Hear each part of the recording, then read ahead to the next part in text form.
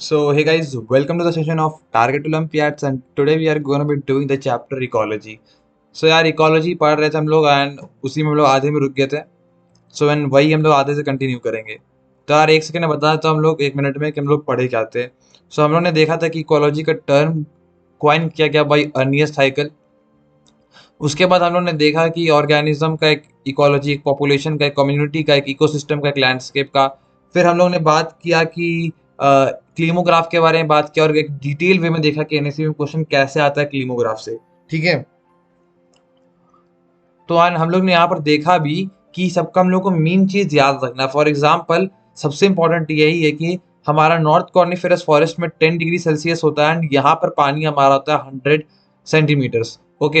And ऐसे ही करके हम लोग बढ़ सकते हैं. ऊपर 15 डिग्री हो गया, ये सब 15 में आएगा, ये आ जाएगा सबसे नीचे में. एंड यहाँ पानी होता है 300. तो ये सब कुछ कुछ पॉइंट्स को हम लोग को याद रखना है. देन हम लोग ने बात किया littoral zone, limnetic zone, neritic zone, oceanic zone. Okay. Then हम लोग ने ओलिगोट्रॉफिक लेक्स के बारे में बात की, जिसके पास न्यूट्रिएंट्स कम होता है एंड ऑक्सीजन ज़्यादा होता है compare to have eutrophic lake. Because of eutrophication क्या क्या होता है वो सब बात किया गया हम लोग ने. स्पीशीज ट्रांसप्लांटेशन की बात हुई. पॉपुलेशन इकोलॉजी में हम लोग ने देखा कि डेंसिटी की बेसिस में हम लोग डेंसिटी को कैसे कैलकुलेट करते हैं. बड़े एनिमल्स के लिए हम लोग प्लेन का यूज़ करते हैं, और होमोलॉजी में जो पैटर्न में ग्रो कर रहा है उसको हम लोग कैसे करते हैं, हम लोग ने वो देखा. देन हम लोग मैंने एक सर्वाइवल कर्व देखा जिसमें हमारा ह्यूमंस का कुछ ऐसा है. देन हम लोग ने बात किया फॉर्मूला की, that is dN/dt equals to Rn,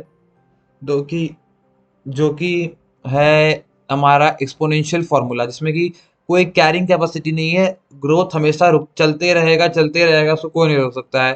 but ये आइडियली पॉसिबल नहीं है, बट ये जनरली पॉसिबल नहीं है. ये आइडियल नेचर हुआ कि हमेशा चलते रहेगा. रियलिटी में इसका रियल फॉर्मूला होना चाहिए dN/dt equals to Rn k minus n upon k, where k is the carrying capacity and यहाँ पे जाके ग्रोथ रुक जाता है.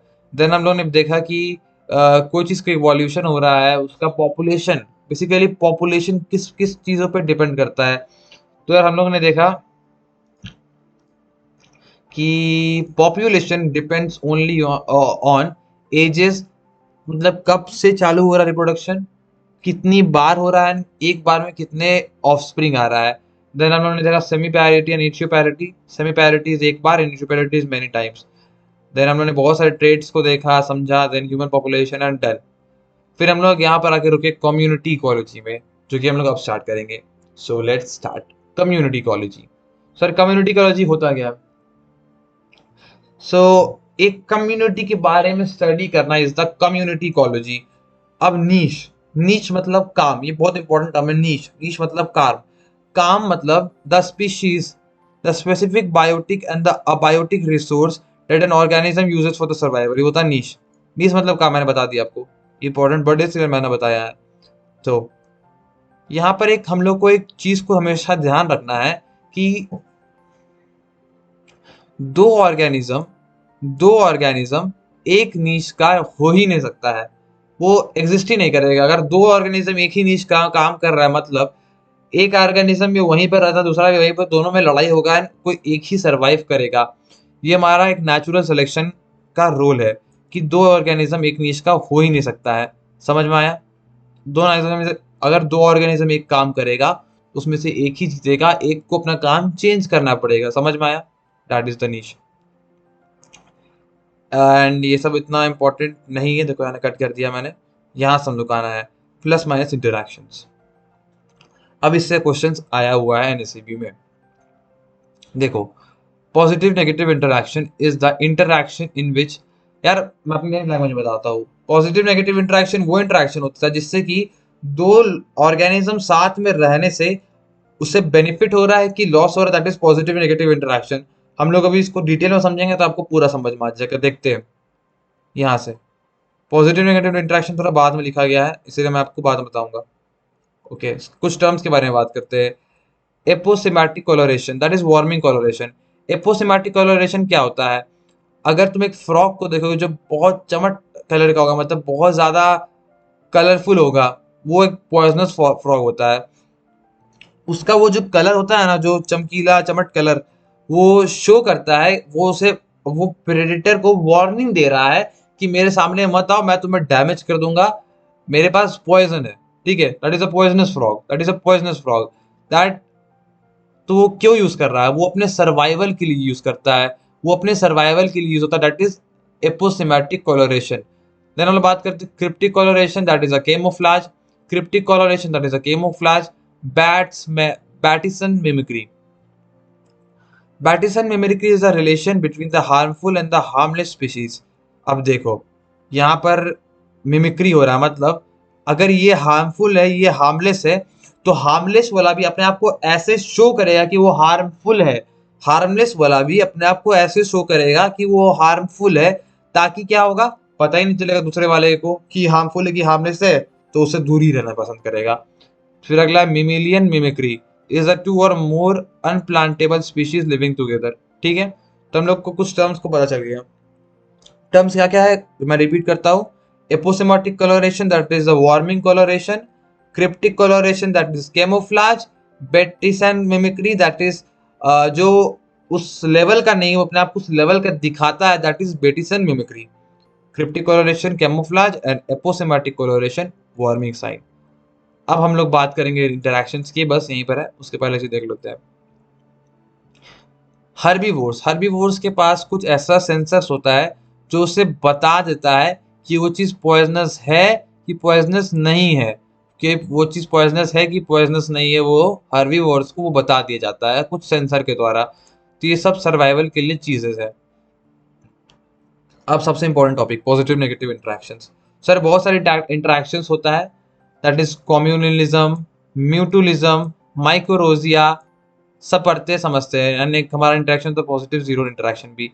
ये हम एनसीईआरटी का नोट्स में नीचे लिखा हुआ हूँ, सब है, आप बस समझते हो जो मैं बोल रहा हूँ। डाइवर्सिटी का एक फॉर्मूला दिया हुआ था कैम्बल में, जो कि इंपॉर्टेंट नहीं है, बहुत ज़्यादा लॉगरिथम आ रहा है इसमें, ये इतना इंपॉर्टेंट नहीं है, पर आगे बढ़ता हुआ। Okay, so but it is hard to calculate.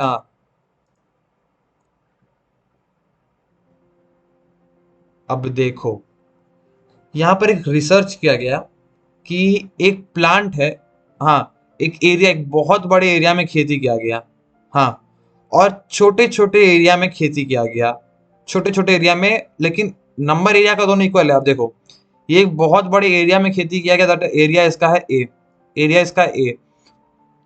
ये बहुत छोटे छोटे प्लॉट में खेती किया गया, एंड सब प्लॉट को अगर हम लोग एरिया ऐड कर दें तो इसका भी एरिया आता है ए। लेकिन हम लोग ने देखा कि ग्रोथ, जब से ज्यादा ग्रोथ, जो मान लो हम लोग वीट का खेती कर रहे हैं, तो सबसे ज्यादा वीट किसमें उगेगा, इसमें उगेगा। X has greater wheat than Y because of larger area. तो ये एक तरह का फार्मिंग का मेथड होता है कि जितना बड़ा एरिया रहेगा उतना ज्यादा डाइवर्स कल्चर एंड स्पीशीज होगा। समझ में आया? ठीक है यार, यहाँ पर एनर्जेटिक हाइपोथेसिस दिया हुआ है, वो समझा देता हूँ कि only 10% of the energy is transferred to the next species. For example, अगर 100 किलो जूल एनर्जी प्लांट में है और प्लांट टू खा लिया बकरी, तो बकरी यानी गोट के पास जाएगा सिर्फ 10 किलो जूल एनर्जी, मतलब सिर्फ 10% of that energy is transfer to the next species. ये भी इंपॉर्टेंट बता दिया मैंने, बट इस सब ज्यादा डिटेल में एनसीईआरटी में दिया हुआ, मैंने आपको नीचे नोट से वो सब बताऊंगा। एंड इंट्रैक्शंस बनाना बाकी है, वो सब एनसीईआरटी में मैं बताऊंगा, रिलैक्स करना आप लोग। देखो यार, ये सब है ना, मैं डायरेक्ट एनसीईआरटी में ही आ रहा हूँ अभी। ये रहा आपका एनसीईआरटी का नोट्स, बहुत सुंदर सा बनाया गया है। चलो चलो भाई, स्टार्ट करते हैं। Organism and population. तो यार, कॉइन्ड बाय अर्नियस्ट साइकिल। ठीक है, टेम्परेचर, वाटर, लाइट सबसे इफेक्ट किया जाता है, इफेक्ट होता है। देन हम लोग बात करते हैं टेम्परेचर की। सर, को ऑर्गेनिज्म का लाइफ को टेम्परेचर बहुत तरीके से इफेक्ट करता है, ठीक है। Sorry guys. तो टेम्परेचर एक अबायोटिक फैक्टर है। अगर एक ऑर्गेनिज्म, ध्यान देना, हाँ, अगर एक ऑर्गेनिज्म एक रेंज ऑफ वेरिएशन को सस्टेन कर पाता है, एक रेंज ऑफ वेरिएशन की बात करते हैं हम लोग, एक रेंज ऑफ वेरिएशन मतलब अचानक से 0 डिग्री से 20 डिग्री से 25 डिग्री हो गया, ठीक है, अचानक से, तो उसमें दो तरह का ऑर्गेनिज्म होता है, यूरीथर्मल ऑर्गेनिज्म और एक स्टेनोथर्मल ऑर्गेनिज्म। यूरीथर्मल ऑर्गेनिज्म क्या होता है, जैसा कि वर्ड है यूरी, हम लोग जानते हैं यूकैरियोट्स मतलब ज्यादा पावरफुल, प्रोकैरियोट्स मतलब कम पावरफुल। सो इसी से हम लोग का बात तय होता है कि eurythermal organism can tolerate a wide range of temperature where stenothermal organism can not tolerate the wide range of temperature. So range of variation समझ में आया। अब बात करते हैं ability to maintain temperature. So ability to maintain temperature मतलब क्या हुआ कि कोई ऑर्गेनिज्म क्या होगा कि अपना 32 डिग्री को मेंटेन करेगा। वो पानी में 32 डिग्री है, माउंटेन में 32 डिग्री है, एवरी प्लेस वो 32 डिग्री ही है। बट एक और ऑर्गेनिज्म वो पानी में जाके हो गया हमारा 40 डिग्री, पहाड़ में जाके वो हो गया 20 डिग्री, तो मेंटेन नहीं कर पा रहा है। सो जो मेंटेन कर लेता है उसको हम लोग बोलते हैं वार्म ब्लडेड एनिमल्स और होम्योथर्मल। वार्म ब्लडेड एनिमल्स और होम्योथर्मल एंड अपोजिट जो मेंटेन नहीं कर पाता दैट इज कोल्ड ब्लडेड और पोइक्योथर्मल। सर हम लोग वार्म ब्लडेड मानते हैं mammals and birds are also warm blooded, but reptiles and amphibians are cold blooded. Reptiles and amphibians are cold blooded. ठीक है। सो नेक्स्ट टॉपिक मानते हैं वाटर। वाटर का भी दो बेसिस हो गया, euryhaline and the stenohaline. Euryhaline और मतलब सब बुलेट बना रहा हो तो थोड़ा सा बड़ा कर देता उसको। Okay okay sorry guys. So यार यूरी हेलाइन क्या होता है। So euryhaline can tolerate a wide range of salinity. Euryhaline can tolerate a wide range of salinity where stenohaline could not. अब फिर से वही बात आ गई है, यूरी स्टेनो समझ आ गया। आगे बढ़ते हैं। पॉपुलेशन सेक्स रेशियो की बात करते हैं। सेक्स रेशियो क्या होता है, the ratio of the numbers of female to the number of male. यहाँ पर उल्टा लिख गया है, the ratio of the number of female to the number of male is the sex ratio. ठीक है, ये समझ आ गया। आगे बात करते हैं। अब वो क्वेश्चन आया था यहाँ पर एनएसबी में। इस लेक्चर में मैं यही भी क्वेश्चन नहीं करा रहा हूँ, जितना भी क्वेश्चन इस चैप्टर का वो सब अगले लेक्चर में होगा। एक लेक्चर और आएगा इसका इकोलॉजी का। ठीक है। सो यार देखो, pre reproductive, reproductive and post reproductive, reproductive okay and post. यहाँ पर फिर ये उल्टा लिखा गया, क्या हो गया था। तो यार मैं यहाँ पर लिखता हूँ post reproductive, pre reproductive, reproductive and pre reproductive, ये उल्टा लिखा गया। तो नीचे में होगा हमारा प्री रिप्रोडक्टिव। देखो सर, अगर कुछ ऐसा ग्राफ बनता है, अगर कुछ ऐसा ग्राफ बनता है that is the expanding graph, that is the stable graph and that is the decline graph.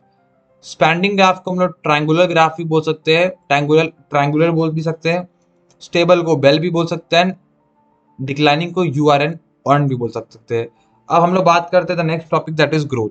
ये सब एनसीईआरटी का है। ठीक है। ग्रोथ क्या होता है यार, ग्रोथ को चार चीज मैटर करता है ग्रोथ में।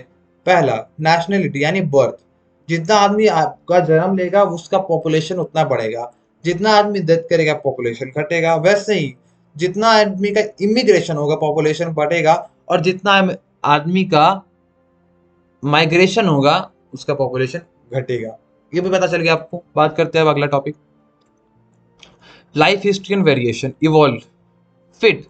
डार्विन के अकॉर्डिंग फिट कौन है, जो अपने चीज में माहिर है वही फिट है। सो यार ये क्या चीज दिया हुआ है। सो मैकार्टी और विलियमसन, ये जो आप चीज इतना लिखा हुआ है ना, इसको आप छोड़ दो, ये मैं आपको इवोल्यूशन पढ़ाऊंगा। ये जो स्लाइड अभी दिख रहा है आपको। आते हैं नेक्स्ट चीज, इंटरेक्शन। यही मुझे आपको बताना था अभी, इंटरेक्शन। सर इंटरेक्शन इतने टाइप का है, देखो। म्यूटुअलिज्म, जिसमें क्या होता है, देखो म्यूटुअलिज्म इंटरेक्शन क्या होता है समझना। अगर दो ऑर्गेनिज्म म्यूचुअलिज्म इंटरेक्शन में है, तो क्या होगा, और दोनों ऑर्गेनिज्म को बेनिफिट होगा, that is what is known as plus plus interaction. अगर कोई कंपटीशन इंटरेक्शन में है तो एक को माइनस नेगेटिव होगा, दूसरे को भी नेगेटिव होगा। I think okay. सो ये है इंटरेक्शंस।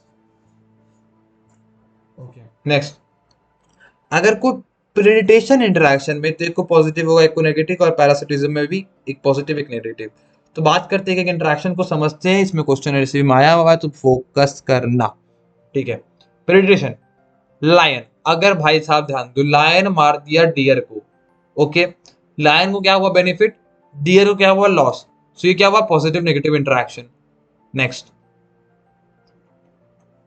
यहां पर क्या दिया हुआ है, if predator is overpowered then prey decreases due to predator, that is प्रेडिकेंट प्रीडुसेंट, कोई बड़ा बात नहीं है। अगर यार सिंपल बात बता रहा है, अगर प्रेडेटर ज्यादा पावर हो गया तो प्रे सब मर जाएगा, देन अपने आप प्रेडेटर मर जाएगा, इसलिए सबको अपने औकाते में लाना चाहिए, यही है। अब देख प्रे का फीचर दिया हुआ गया है, एनसीईआरटी में दिया गया था, मैंने लिख दिया, इतना इंपॉर्टेंट नहीं है। कैमोफ्लाज कर लेता है, पॉइजनस होता है, थॉर्न्स होता है, हो गया। कुछ प्रे रिलीज करता है, कुछ ऐसा चीज भी जिससे बगल वाला का ग्रोथ रुक जाता है यार, ग्लाइकोसिडिक कार्डियक ग्लाइकोसाइट्स का, ये कार्ड इसका नाम याद रखना यार। कुछ प्लांट ना एक पॉइजनस ड्रग रिलीज करता है, that is cardiac glycosides, cardiac glycosides, cardiac glycosides. जिससे क्या होता है, अपना ग्रोथ तो चल ही रहा, बगल वाले का ग्रोथ ही रोक देता है। अगला बात करते हैं interaction, that is competition. Competition क्या होता है, इंटर स्पेसिफिक भी होता है और इंट्रा स्पेसिफिक भी होता है। अभी क्या होता है इंट्रा स्पेसिफिक, मतलब अपने स्पीशीज के अंदर कॉम्पिटिशन। यार मान लो कि एक खेत है, इसमें 4 प्लांट लगा हुआ है, चारों प्लांट में कंपटीशन होगा, मैं लूंगा मैं लूंगा मैं लूंगा क्या न्यूट्रिएंट। तो क्या होगा, उसमें लड़ाई होगा, दोनों को नेगेटिव होगा। अगर दोनों मिलजुल कर लेंगे तो पॉजिटिव होगा, दोनों हड़बड़ी में ज्यादा ज्यादा ले लेगा और बात के लिए बचा नहीं पाएगा। तो ये क्या है, एक नेगेटिव नेगेटिव इंटरेक्शन। ये क्या है, एक नेगेटिव नेगेटिव इंटरेक्शन, ठीक है। सो ये इंटर स्पेसिफिक क्या हुआ, दो डिफरेंट स्पीशीज के बीच में। और इंट्रा स्पेसिफिक हुआ हमारा कि अपने ही दो सेम स्पीशीज के बीच में। बात करते हैं अगला, the competition cause organism to live up in a particular area. अब जगह भी नहीं छोड़ता यार, कि हम जगह छोड़ देंगे तो वो ले लेगा, that is why it is very bad interaction. अगला बात करते हैं एक लॉ, एक प्रिंसिपल की, ठीक है, मेरे स्कूल के प्रिंसिपल की नहीं, एक प्रिंसिपल की बात करते हैं normal. Everything is going fine, या so that is Gauss competitive exclusion principle. Gauss competitive exclusion principle what says, मैंने आपको भी बताया था कैम्बल में भी यही बात, कि अगर दो ऑर्गेनिज्म सेम नीज का होगा तो उसे नीज को चेंज करना पड़ेगा, they can not exist together. अगर दो ऑर्गेनिज्म सेम नीज का है तो साथ में रह ही नहीं सकता है। इस प्रिंसिपल का नाम है basically Gauss competitive exclusion principle, Gauss competitive exclusion principle. आगे बात करते हैं, तो यहाँ पर एक चीज होगा रिसोर्स पार्टीशनिंग, मतलब वो अपना रिसोर्स को पार्टीशनिंग करेगा या अपना नीज को चेंज करेगा। Resource partitioning word is given by MacArthur, MacArthur, इसमें हमारा नीट में क्वेश्चन था। Resource partitioning is given by मैकऑथर।